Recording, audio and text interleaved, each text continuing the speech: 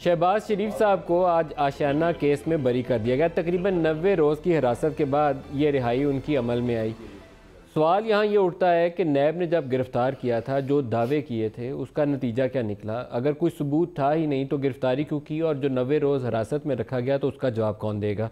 अगर इस मामले के अंदर रिवर्स प्रोसेस देखा जाए अकाउंटेबिलिटी का, तो वो लोग जिन्होंने गिरफ़्तार किया था या दावा किया था कि उनके पास बड़े ऐसे सबूत और शवाहिद आ गए हैं, उनके ख़िलाफ़ कार्रवाई का आगाज़ होना चाहिए। एक पोलिटिकल फिगर, वो हुकूमत में हो या अपोजिशन बेंचेस पे बैठी हो, उसका पूरा कैरियर इस बात के ऊपर आप दाव पे लगा दें कि इसने करप्शन की है, और at the end of the day पता चले कि आपके पास एक 70 का भी सबूत नहीं है।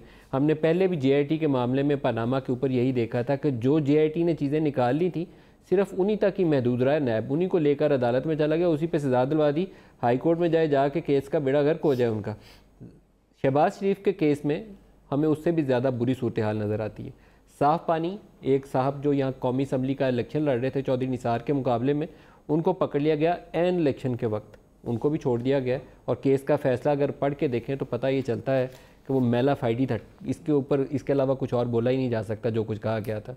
शहबाज शरीफ की रिहाई, वो आप उसका भी तफसीली फ़ैसला आ जाए, जो अभी तक रिहाई का ही फ़ैसला है, पोलिटिकल सेटबैक कहा जा सकता है नैब के लिए भी और मौजूदा हुकूमत के लिए भी, जो दावेदार थी कि किसी को छोड़ेंगे नहीं, सबको अंदर डाल देंगे, मेरा बस चले तो 50 अंदर कर दूंगा। लेकिन अगर इसी तरीके से एक करके बंदे छूटते जाएंगे और अदालतों से ये कहा जाएगा कि काफ़ी सबूत और शवाहिद नहीं थे, छोड़ दीजिए आप इनको, तो फिर उस पल्ले नहीं रह जाता, क्रेडिबिलिटी नहीं रह जाती उस पूरे निज़ाम के ऊपर।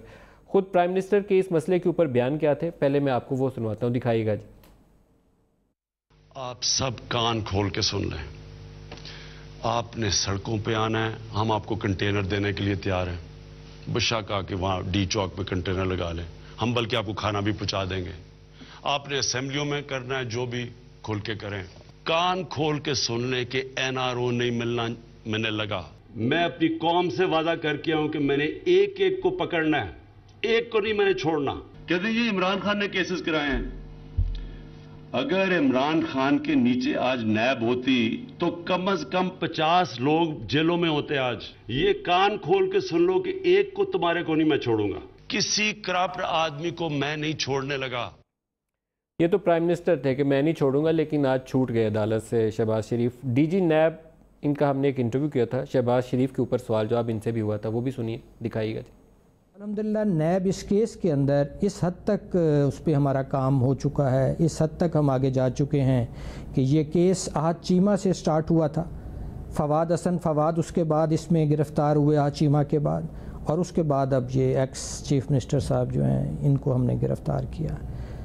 और गिरफ़्तारी जो होती है ये एक ऐसा स्टेप होता है कि जो विदाउट एविडेंस कोई भी इदारा उस पर हाथ नहीं डालता।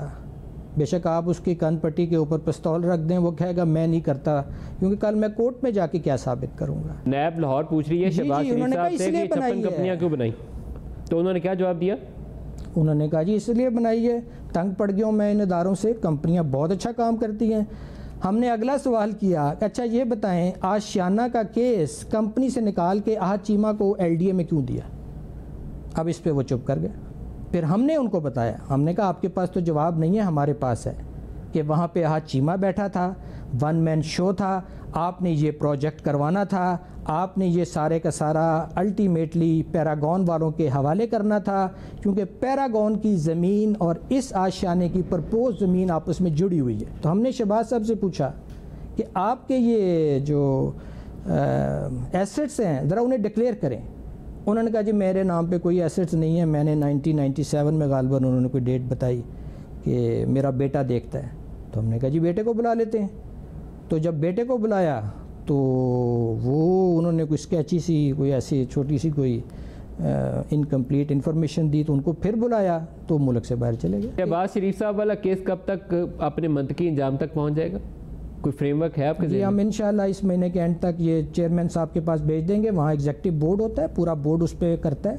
नैब में आपको पता है कि वन मैन शो कोई नहीं होता, कलेक्टिव विजडम होती है। तो ये सारी की सारी एविडेंस को पूरा बोर्ड देखेगा, एवेल्युएट करेगा, कोई कमी बेशी है दूर करेगा, और इंशाल्लाह ताला इसको उम्मीद है कि इस महीने के नवंबर के आखिर तक इंशाल्लाह कोर्ट में नैब वालों ने तो जो देखना था देख लिया, लेकिन अदालत को उसमें आज कुछ नज़र नहीं आया, इसलिए रिहाई हो गई है। तो ये सारा प्रोसेस जो है ये हमारे इस वक्त सामने जिस तरीके से आया है, इस वजह ये कि इसकी पूरे की क्रेडिबिलिटी मशकूक हो गई है, इसके अलावा इसके कोई और मुनासिब लफ्ज़ नहीं है।